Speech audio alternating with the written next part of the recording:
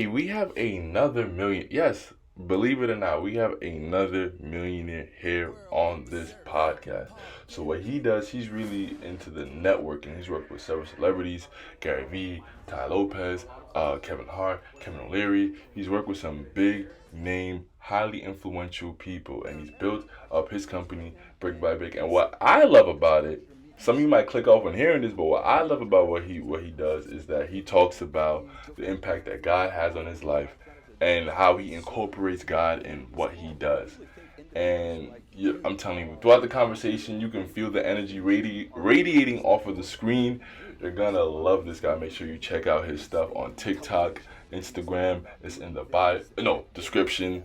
And yeah, I love you all. Make sure you stay safe, man. Hooks and ads and things like that. Do what you do the best and hire the rest, right? One of the most dangerous things for people to do is compare themselves. What would you say to somebody that is trying to start in the industry of coaching, that is already an expert in their industry, but they want to start playing like the big boys? So there's a few things that you need to do if you want to go to the next level. Number one, you got to build relationships. It's more than just about what you know, but it's who you know. You got to get connected with the right people. Welcome back to another episode of Important Miscellaneous Talks. I'm your host, Glass Crossfield, and today we have the world-renowned marketing nerd. Ooh, world renowned. Whoa, wow. World-renowned, yeah, for sure. According to Instagram, anyway. So, please introduce yourself. Hey, first of all, thank you guys for having me on the podcast here. You guys are doing amazing things. Appreciate you helping get the message out and leading people and dropping knowledge. I appreciate that. Yeah, man, my name's Paul Getter, also known as the Internet Marketing Nerd. And I've had the privilege of working with a lot of the top online entrepreneurs, guys like Ty Lopez, Grant Cardone, Bob Proctor, Les Brown, A-list celebrities, Fortune 500 companies. Been blessed to work with some amazing people and help them build their brands and build influence and establish authority in their industry. That's dope, man. God bless you. So what made you wanted to get into this field? The money. Yeah. I mean, a lot of times people say, well, how did you decide to become an entrepreneur? I'm like, I was broke. I didn't have any money. I had to pay the bills. So yeah, really I started playing around with internet marketing and doing things online over 15 years ago. So that's like in the infancy when Facebook and these social media platforms were just launching, but I was playing around with it kind of as a hobby, but I quickly recognized that there was business opportunities there. And so I jumped in and really started to kind of like learn as much as possible as I could in the industry. What do you think is the number one lesson that you've learned about marketing so far? Well, here's one of the things when it comes to marketing is about getting people's attention, getting eyeballs on you, and to get your product, your service, your brand out there to more people. So with that being said, it's always changing. So what was working 5 years ago may not work now. What was working a year ago may not work. So a lot of times we use words like disruptive. Like when you're scrolling on the timeline, you want to be disruptive, you want to catch people's attention. Well, what happens in marketing is like one guy will say, oh man, this is a great idea. I think we should do videos like this, or I think we should do an ad this color. And it does really well, catches people's attention. It's like, whoa, man, that's super cool. But then all the other marketers, they're like, oh, look at that. That's really cool. Then they start doing it. And then when everybody starts doing it, it's no longer catching anybody's attention. So you always have to be evolving and changing and adapting to what draws people's attention. Wow, that is some good stuff. Wow. So why do you think marketing is so important? Well, let me put it this way. You can be the best at whatever you do. The best coach, the best consultant, speaker, author. You can be the best. But if nobody knows about it, then what does it matter? You will be limited on your impact and your reach. So what marketing does is it gets more eyeballs and attention on what you're doing. always tell people that marketing doesn't solve the problems. You know, if you have problems in your business, putting a lot of money in marketing is not really going to fix it. It's just going to let more people know you got problems in your business. So if you're not good at what you're doing and you say, oh, I'm going to start marketing, I'm going to do more marketing, I'll get more business. Well, all that's going to do is tell more people you're not good at what you're doing. So marketing is getting more eyeballs and attention on what you're currently doing. How did you learn? Is this something you have to go to school for, or is this something that you read up on books or YouTube? Like, how did you get to the point where you are now, to where you can master what you do? Yeah, thanks a lot, Prince. So I didn't go to school. And when I got started, there wasn't YouTube. there wasn't videos that you could watch. It was just kind of like I did it. I was playing around with it as a hobby. And when Facebook first started their ads, you know, I was accepted into like a beta program to start testing it for them. And so I was playing around with it, and I would talk to Facebook, and they would give me insight and stuff. And so I was just practicing. And so yeah, I guess you would say I learned through just doing it. Trial and error. Yeah, trial and error. Yeah. So and then it was probably about 2 or 3 years into what I was doing, there started to be more and more people. Then we'd kind of collaborate together. We'd get in groups and start chatting, and we would kind of learn from each other. But you know, you have to think, I don't know how old you guys are, but again, I'm doing it 15 years or more, really. The term internet marketer or social media marketing agency, they didn't have it. Like when I grew up, we didn't have an internet. So, you know, so that's, so it was just learning. Like I was testing, I was playing around with it. And then businesses started saying, hey, we need to be more and more on the internet, because, you know, years ago when I was growing up as a kid, no businesses, when internet first started coming online and becoming more popular, businesses didn't recognize that it was a tool for them to market on. So you don't have a college degree? No college degree, no. So you just have a high school diploma?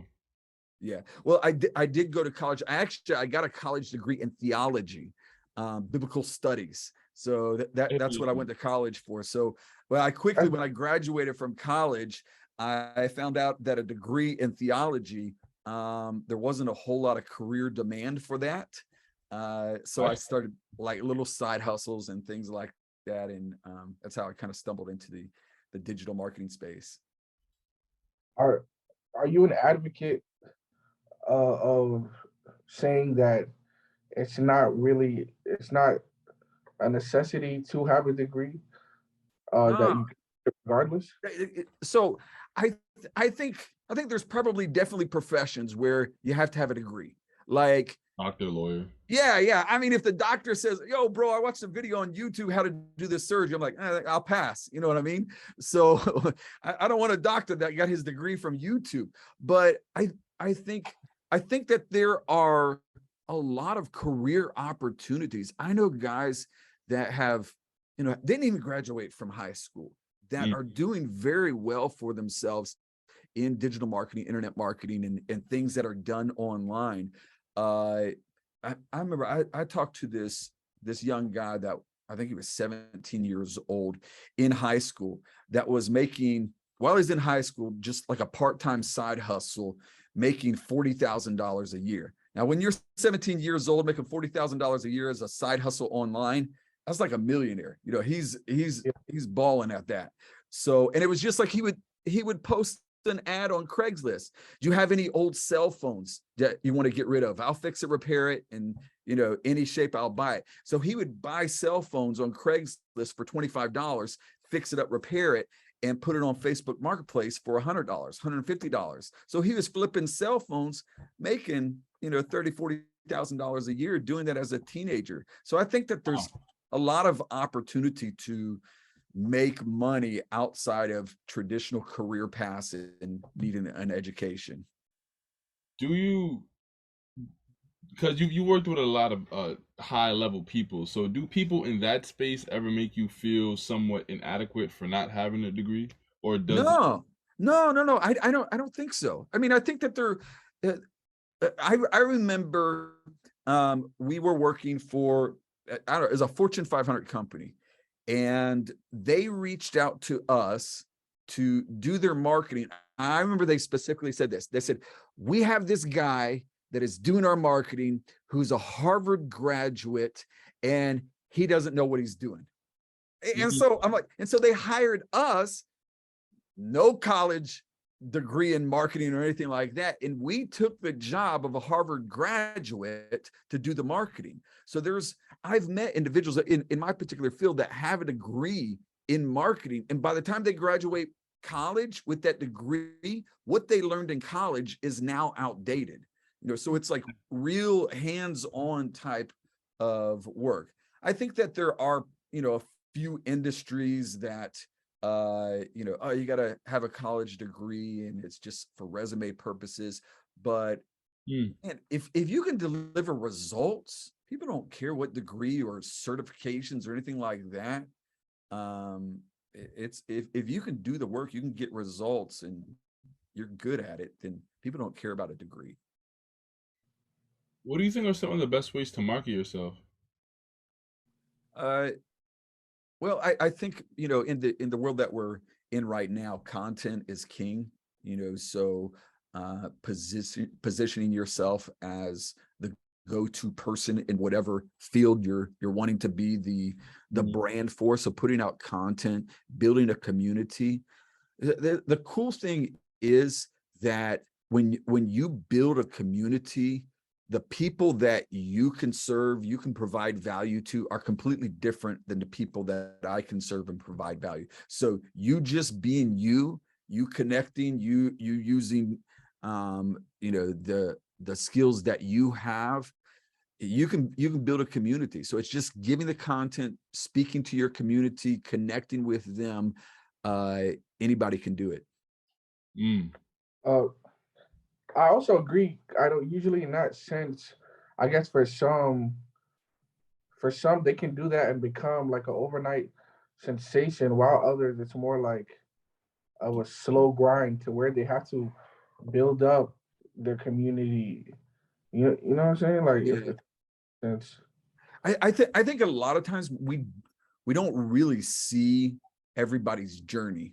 I'm trying to think. I was at a conference with um this guy that's got a YouTube channel with hundreds of millions of subscribers and stuff, and he travels the world and cool destinations and stuff. And he told me, he said, uh, he posted like 200 videos before one of them ever really got traction. And then after he started getting a lot of subscribers and going viral, only 1 in 11 of his videos would actually get a lot of views. So I think what we see online as far as people's story is, it is uh, failure, success. Then they post it. They post that success. Then they have failure, success. Post it. So all we see is people success, and we don't know about all the failures that they've gone through to get to where they are online now. So it's safe to say that most of your wealth stems from your marketing agency. Yeah, so I have multiple marketing agencies where we have clients that we work with around the world, coaches, consultants, celebrities, businesses. So that is most of it. Obviously, I'm invested in various companies. I When we first start working with companies, sometimes we negotiate profit share and stake in the companies. So that's something that I started doing 10 years ago, and I'm seeing the returns of being invested in small startup companies. It's really starting to bear fruit now. So, What would you say is the key to being wealthy? well, first of all, I think defining what wealthy is, because wealth is a lot more than how much money you have in the bank. Because I know a lot of rich people, people that have a lot of money in the bank that are absolutely miserable, that are unhappy, that have, more money has only produced more problems. So I think, first of all, determining and defining what is wealth or what is success. To me, it goes much more than money. So I think that's the very first thing, is defining what is wealthy. If it's just about money, we're just talking dollars and cents, what is that? Well, I quickly learned that it's not the hardest working person. It's not the smartest person. I remember one time, I grew up poor, man. I grew up, my mom was telling me stories just a month ago. She's like, do you remember living in the back of the car? I'm like, no. And she's like, you remember living with your uncle? And I said, oh yeah, we lived in that house. And she said, yeah, do you realize that you and your brother's bedroom was a closet? I was like, really? And my parents, they had a bedroom, and there was a walk-in closet in there, and they put a mattress in the walk-in closet, and that was me and my brother's bedroom. We didn't know any difference. That was, that's how I grew up. I mean, I remember when we moved down to Florida that my parents, they bought or they rented a 1-bedroom house, and it had a porch, and they put my brother and I, our bed out there on the porch. And we thought it was cool because we felt like we were camping outside. You know what I mean? So it's a screened-in porch. It has a screen, but I mean, I could just put my hand through the screen and we're outside. So it was. So that's how I grew up, and I always thought, like, okay, rich people, they're really smart, or they're hardworking and everything like that. But I remember one time I met this guy that was very wealthy. I remember I was at a restaurant or somebody just got talking to me, Lamborghini or something. I got talking to him about his car. And I remember having a conversation with him, and I don't mean to be rude, but I remember trying to talk to the guy, and I was talking about, business or whatever I was trying to talk about. And the guy could not hold a conversation with me. I don't know if he's a little burnt out or something like that, but I'm talking to him, and I'm like, man, this guy doesn't understand anything that I'm saying. I'm like, I had to talk to him like he was a kid. And, he's kind of like one of these surfer guys, like, yeah, man, yeah, that's really cool. Yeah, yeah. And it's really difficult to hold a conversation with him. And I remember thinking, I'm like, man, I know I'm smarter than this guy. Why is this guy driving the Lamborghini and I'm not?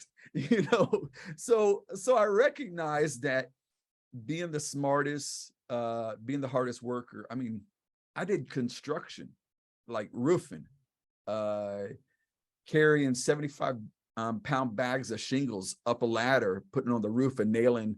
And I didn't make any money. If that was hard work. If hard work made you rich, I'd have been a rich roofer. I was working hard.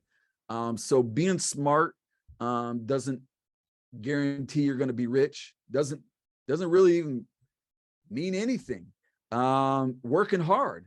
I think it's more about connecting with the right people, building the right relationships, and becoming the best at that specific skill. If all you're doing is working with poor people, guess what? You're probably going to be poor. But if you begin to expand your reach and connect with people on different economical levels, then you're also going to rise with that. So how does one get to expand their network to the more successful people, especially when they might not have the access or resources to that? Yeah, there's no locked door to that. There's not like this door that says, only rich people can market to rich people. Only rich people can work with rich people. There's no door that is locked that, doesn't give us access to that. You gotta go to them. You know what I mean? You gotta change people, places, things. If you're always hanging out with poor people, unsuccessful people, if you're always going to places that, bro, I remember going to the nicest restaurants in town where all I could afford is a glass of water. You know what I mean? Mm-hmm. If it's free. But I would go there and I would just like, here's the thing. We have we have this perception of this is what a rich person is. Man, I've met rich people in jeans and a t-shirt that are wearing $50 worth of clothes. I can look rich. I can look rich. We think that, you got to be wearing Louis Vuitton and everything like that if you're going to look rich. Most people that have money aren't busy flexing it. You know what I mean? They're just, they're average individuals. So, man, I just go to the places where I knew rich people were, and I'd connect with them. I would meet them. I'd talk to them.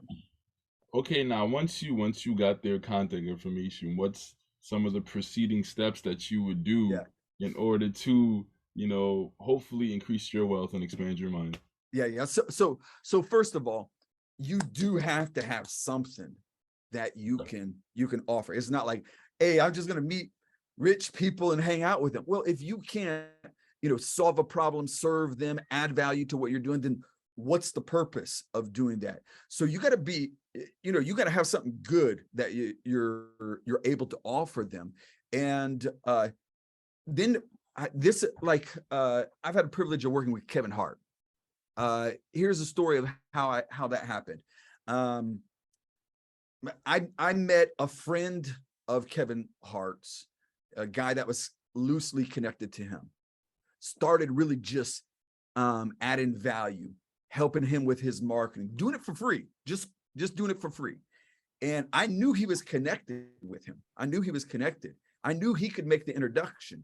And when the time was right, when I knew, like, it's kind of like I'm giving, and okay, it's time to give me a favor now. When the time was right, like, man, what's the likelihood of you introducing me to Kevin?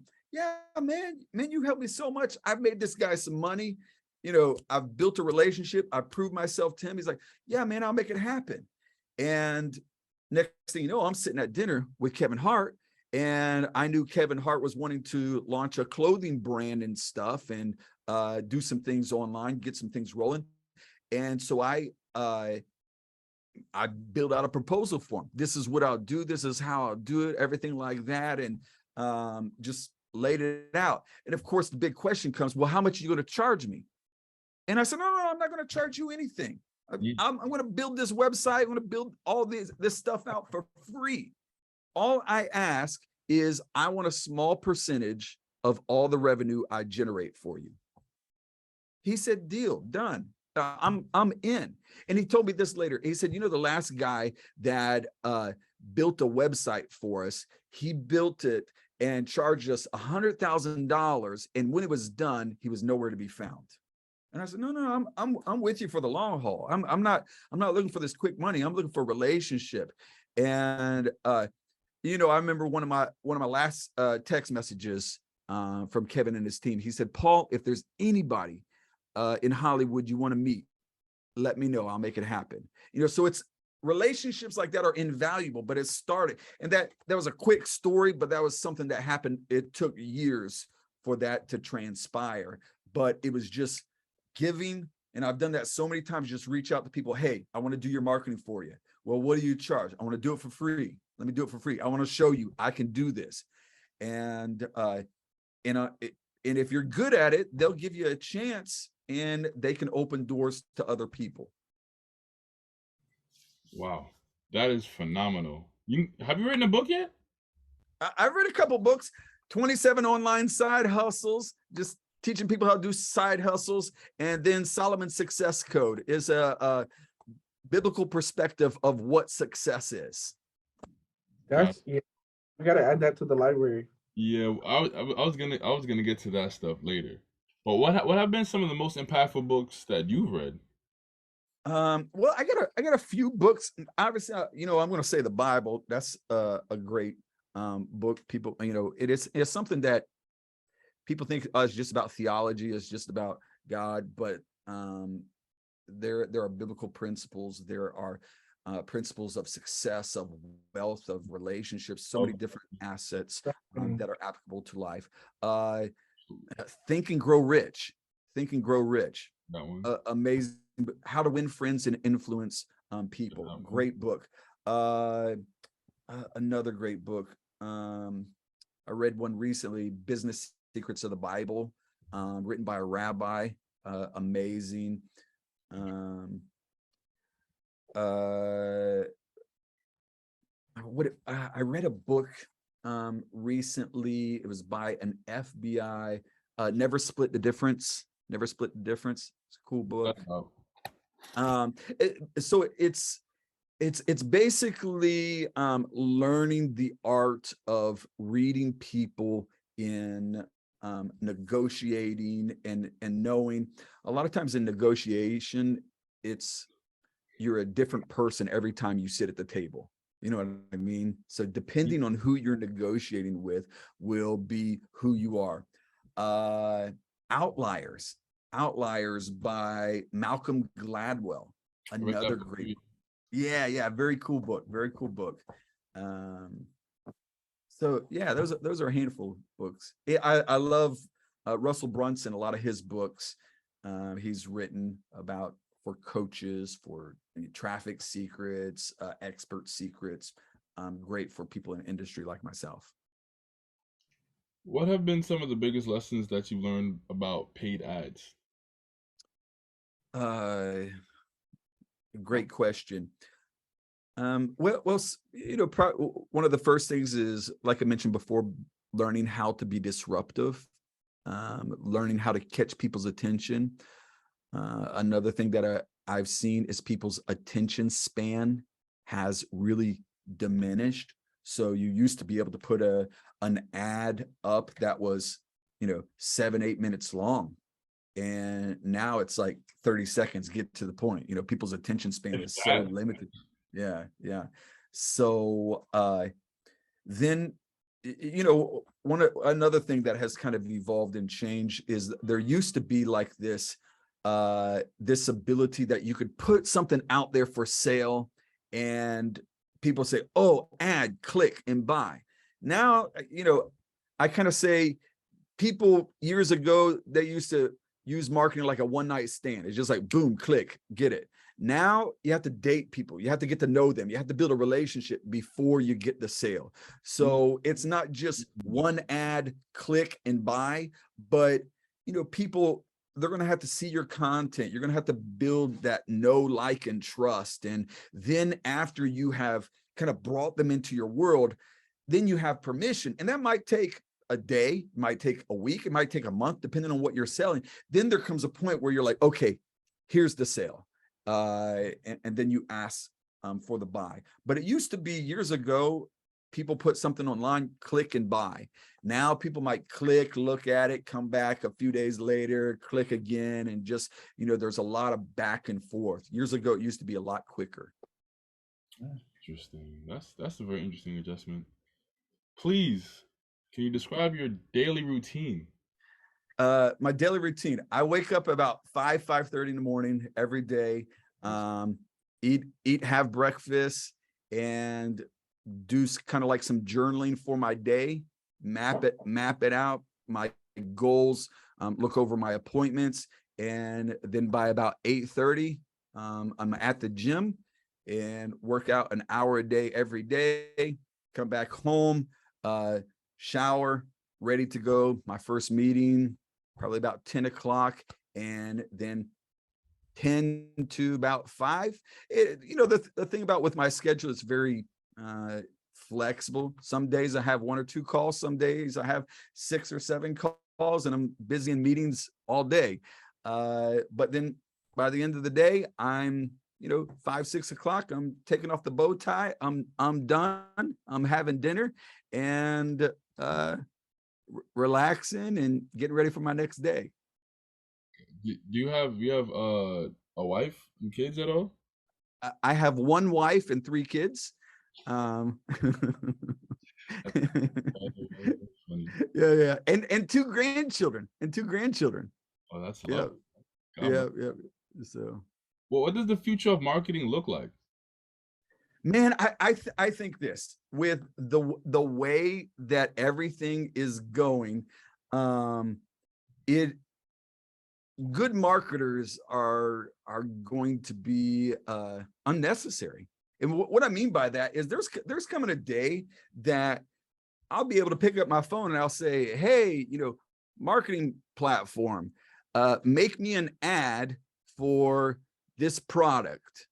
And it's going to go, because I mean, Google, Facebook, all of these platforms, they are building a database with billions, if not trillions of data points about, people like this color versus this color, these words. And there's artificial intelligence that will actually write ads for people that have outperformed marketers. So I think the day's coming when you'll just be able to pick up your phone, hey, make an ad for my Shopify store, and an ad will be made, and it's, it will do well.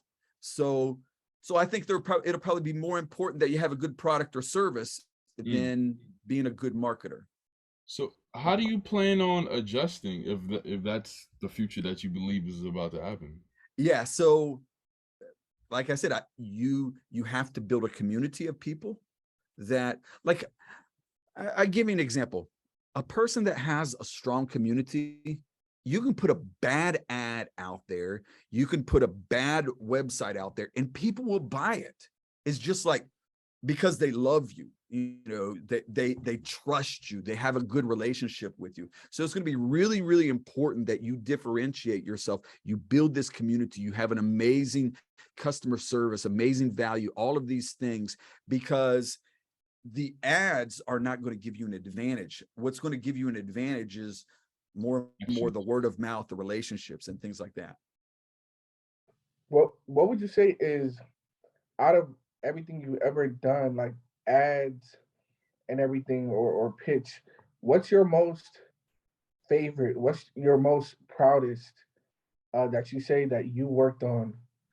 Yeah, so I love doing in-person events. I've been blessed to speak around the world, crowds of 50 people to 50,000 people. And so I love doing events, speaking at events, having that one-on-one interaction, shaking people's hands, building relationships. And so within my business life, I love doing events, building relationships, connecting with people. It's strange because I think who I am goes beyond just marketing ads and things. I have personal development and things like that. I used to travel and speak a lot with Les Brown and guys in motivational speaking. And so, if you look at my content, it's more than just ads, but it's about inspirational, motivational. And so I've been at marketing events, spoke at marketing events, and I have people come up to me, hug me, and cry like, that changed my life. I'm like, I talked about Facebook ads, so, but maybe the story or, my life or things that I've experienced has impacted individuals. Wow. Yo, I listen to Les Brown fairly regularly. You gotta be hungry. Yeah. Gotta be Man, hungry. I matter of fact, I spoke with Les probably about 5 or 6 times in New York. We used to do conferences there all the time, and I'd help manage and coordinate and market the event, and we would speak on stage together. Les is a good friend of mine. That's Wow. dope. Gotta get him on the show one day, man. Holy goodness. Yeah. I like. He's a legend. I'm more of an ET type of guy. Yeah, he's great too. I like a lot of them. Yeah. So when you say faith-based entrepreneur training program, what exactly does that mean? Hold on 1 second, bro. I got You need a Marvel chair. Yeah. So yeah, I think for me, leading with my faith, I think that there's sometimes entrepreneurs think that faith and success can't come together. I know I came to the Lord as a teenager, when in my early teenage years, there was almost this feeling like, okay, if you're a Christian, you can't make money. It's like the poorer you are, the holier you are. And like, if someone in church had money, it's like, oh, be careful, you know, devil's going to have his way and stuff. You just need to watch yourself. And it was like they try to make you afraid of having money. And I remember one of my very first mentors, guy's a billionaire, private jets, real estate around the world and everything like that, an older guy. I was sitting at dinner with him, and we was in a restaurant over in Miami.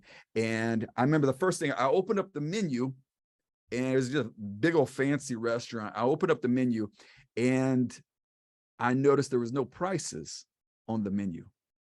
And I said to him, like my parents always told me, like if someone was taking you out to dinner, be modest about what you buy. You know, don't like buy the most expensive thing because they're paying for it. So I wanted to know, you know, kind of the cheaper stuff on the menu. And so I asked him, I said, where's the prices for the menu? And he was an older guy from Tennessee. He's like, Paul, people that come to restaurants like this aren't concerned about what the prices are. And he's like, get whatever you want. And he was a Christian guy.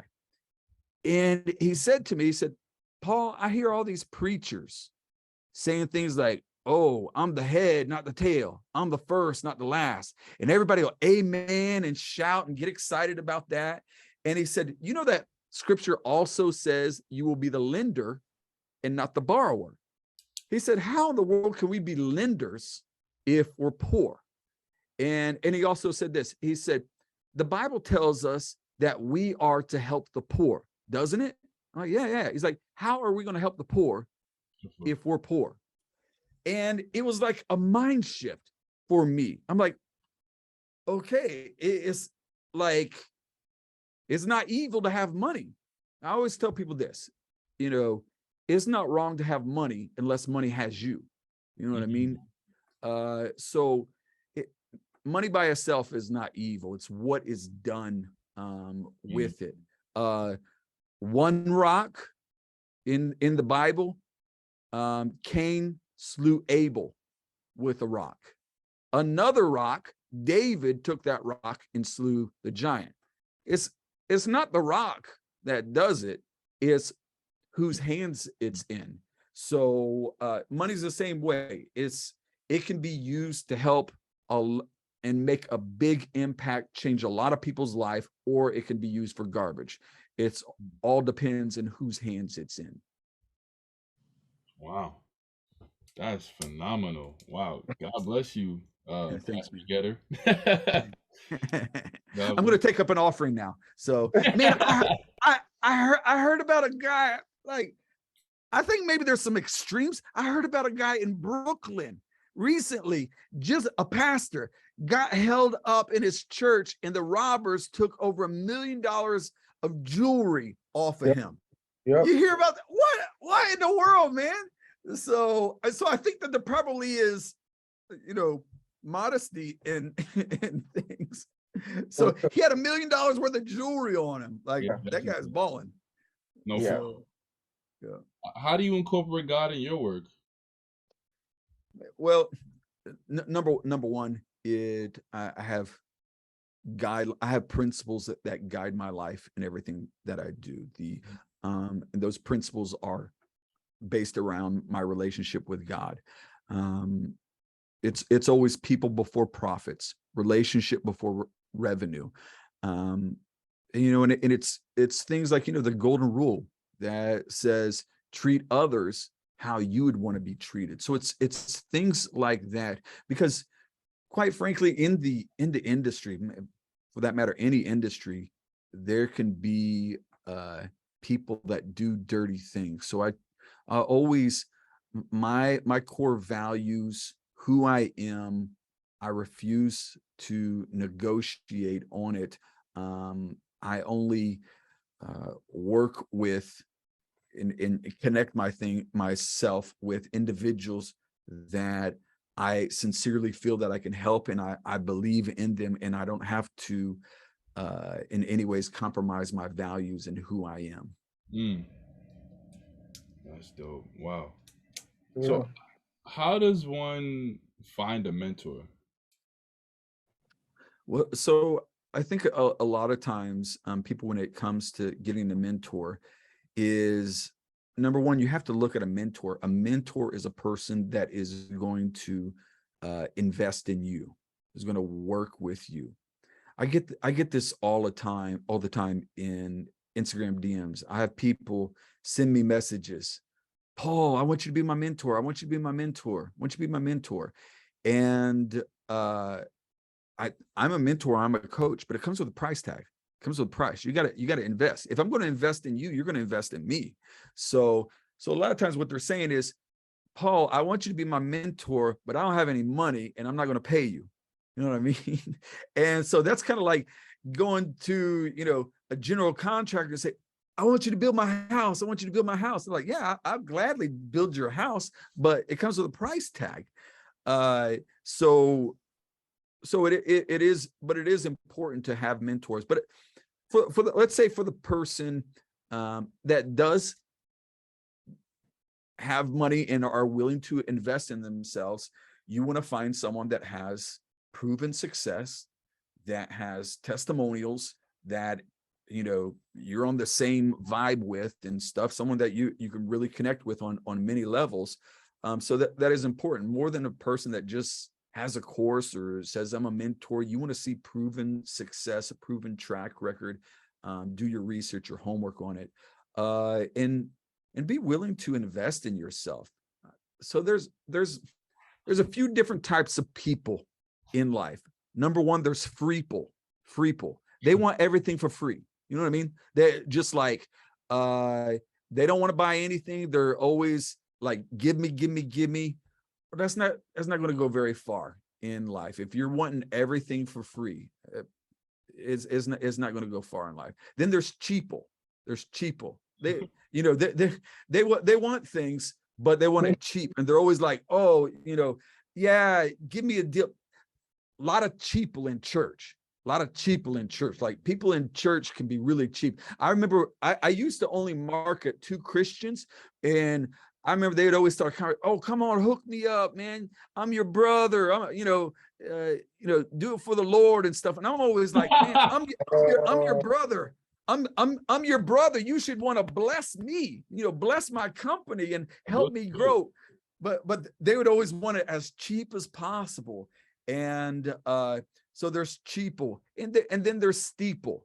People that are willing to pay a steep price, but they know that they're going to get results. They're willing to invest in themselves. They're willing to go the extra mile. The thing about steeples are always on top, right? Steeples are always on top. So don't be a freeple, don't be a cheaple. But this is what I'd say. Let's say that young guy who wants to get a mentor but doesn't have much. If you have a skill, get around a person that you want to be their mentor and say, let's say you're a video editor, and say, hey, I'd love to help and just edit your videos for you. I get you access. I'm not going to charge you anything. I just want to serve. Here's the thing. This is a perfect example. I had a young guy do this to me. Sent me, it's like, if you look at my recent reels on Instagram, this guy edited my videos. He reached out to me and he said, hey, I want to give you edit 30 reels for you. I don't want to charge you. I'm not going to charge you anything. I just want to build a relationship with you. I'm like, here's my content. Go at it, man. And he did an amazing job. Well, first of all, I'm not a freeple. I'm not a cheaple. So I'm going to reciprocate. I gave him. Not only that, I sent him other clients his way. And now he's got 10 clients just from giving to me. And so he's got access to me, and he didn't have to pay, a coaching fee or anything like that. He can reach out to me and, moderation, say, hey man, I got a question about something. And because he gave to me, I'm willing to give back to him. Got you. Definitely seems like free service goes a long way. Well, and it's a transaction. It's a transaction. Let's say if you don't have money, if you have something of value that you can exchange, then there's a lot of people that would be willing to do that. But there has to be a transaction. You can't just say, hey, coach me. And I'm like, oh, okay, yeah, I'll coach you. Yeah, you seem like a nice guy. I had a guy send me a message. I'm doing this VIP mastermind where we take a private jet down to the Bahamas and all kinds of cool stuff like that. He's like, hey, I got an idea for you. You can take me and I'll be a case study for you. And when I'm done, I'll make an amazing video for you, tell everybody how good of a job you did and what an amazing event it was and stuff. And just, but he didn't want to pay anything. It's like he wanted a free trip. And in return, what he was going to do is make a video saying it was an amazing time. I said, bro, everybody that is paying for this event, when they're done, guess what? They're going to make a video for me and they're paying for it. You know what I mean? So you're not offering me anything. You know what I mean? But if he came to me, it's like, hey man, I'm a pilot. Okay, let's talk. You know what I mean? Let's make a deal. So yeah, I mean, everybody has a skill, something of value that they can offer someone that they may be able to make a transaction with. What would you say is the best way to build a team? So what I have done in the past as far as building teams and stuff is I hire based on personality, and if they jive, if they're like kind of if they fit within the culture of my company. I hire based on that first. Second, their skill set and talent, because I've had people that have an amazing skill set, but their personality and things like that just didn't fit, and they became trouble and things like that. A lot of things I can teach people if I see that I can teach them, if they're they're able to learn. I'll hire I remember. So here's a little fun fact about me. I actually worked as a micro engineer for a company and helped build parts for the Mars rover with NASA. Yeah. Again, no college degree, no background. I filled out an application, just saw it in the newspaper, filled it out. Yeah. That's how long ago it was. And went in for the interview. As a micro engineer, I'm sitting here under a microscope, and my job was to make parts that were, if you take the hair on your head and you split it 6 times, it's that small. So I went there for an interview. They interviewed me, and at the end of it, they said, Paul, you have 0 experience. You have 0 education. You are not qualified for this job. We just interviewed a guy that has a master's degree in microengineering and stuff. He's qualified for this job. But this is what we'll do. We're going to hire you, and we're going to hire him at the same time, because we think we can teach you how to do this. And after the first month, whoever we think is doing the best, they're going to keep the job. Are you open for that? I'm like, give me a shot. Yeah, let's go. Well, the first week of me working that job, the other guy, his car broke down, and called in, my car broke down. So he missed 1 day. Second week, he was sick. Third week, car broke down again. Well, after the third week, they said, this job isn't for you. And they gave me the job, and they taught me how to do it. And so I worked at a micro engineering company. They taught me how to do it. It was a really cool job.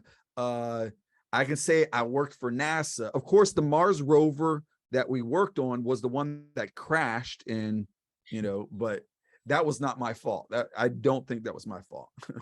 I don't think so either. Yeah. So, and my final question: if you could have dinner with 5 people, dead or alive, who would it be? I was asked a question like this at an interview. My number one, I was a person of faith, would be Jesus Christ. and I gave them that answer, and the guy that was interviewing me, he didn't like that answer. I remember he said, why would you Jesus Christ? And I said, I just follow him. I just like to see him and stuff. And I looked over at his paper, and he wrote down no goals. I'm like, man, why you do me like that? It's just no goals. I want to walk with Jesus Christ. And so that was my first answer. Number two,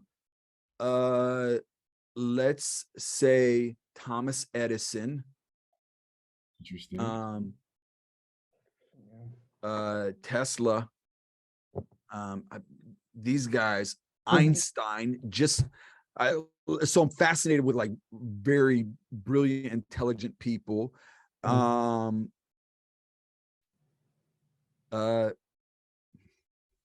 I was thinking like we could go back and see Hitler and take care of him before It's not a time machine, it's just dinner.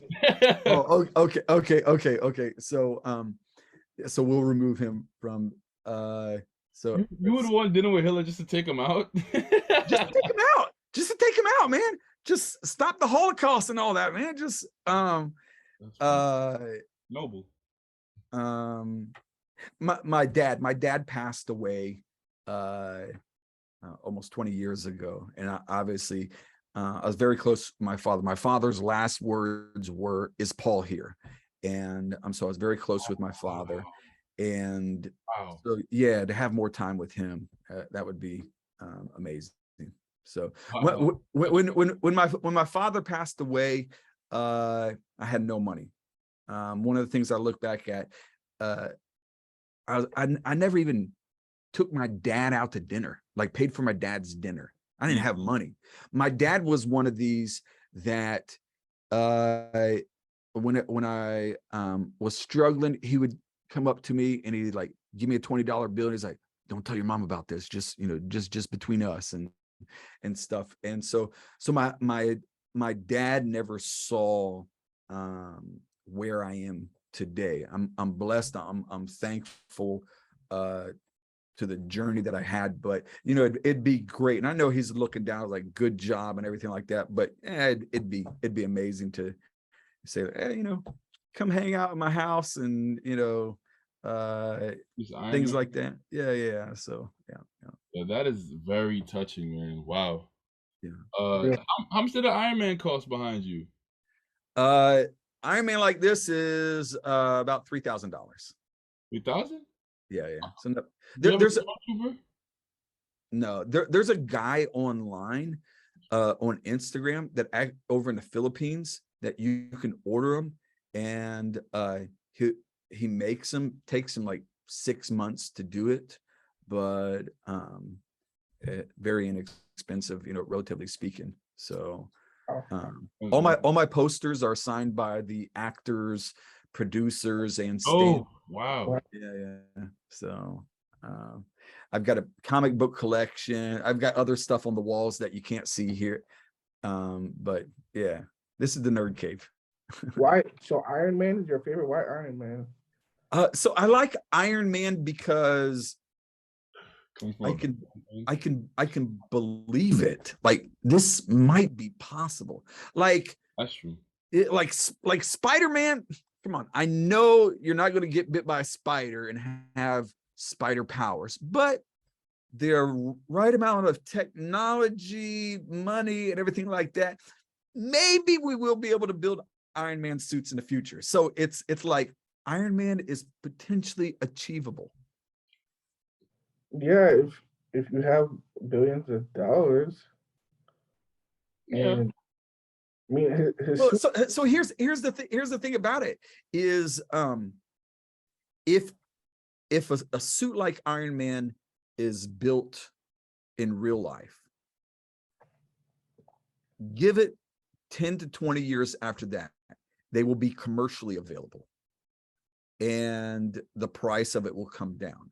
So yeah, I don't know how many years in the future, but I mean, there used to be a day when people said, "Oh, only millionaires have cars," right?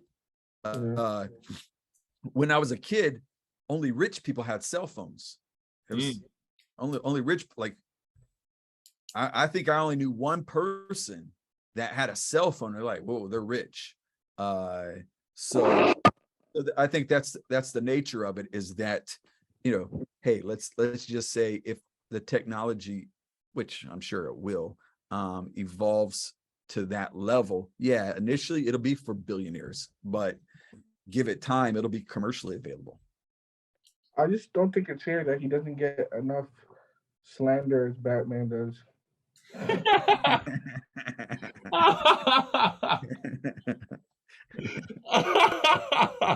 Yeah.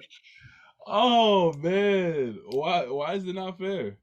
Because it's not. I don't like the disrespect that Batman gets because he has money. He's professionally trained in martial arts. Yes, he has weak villains. He lives in a weak city. But hey, man, if he chooses to live there, that's where he wants to live. Yeah. I think, but also like Batman has kind of this dark side too that I don't think Iron Man doesn't like.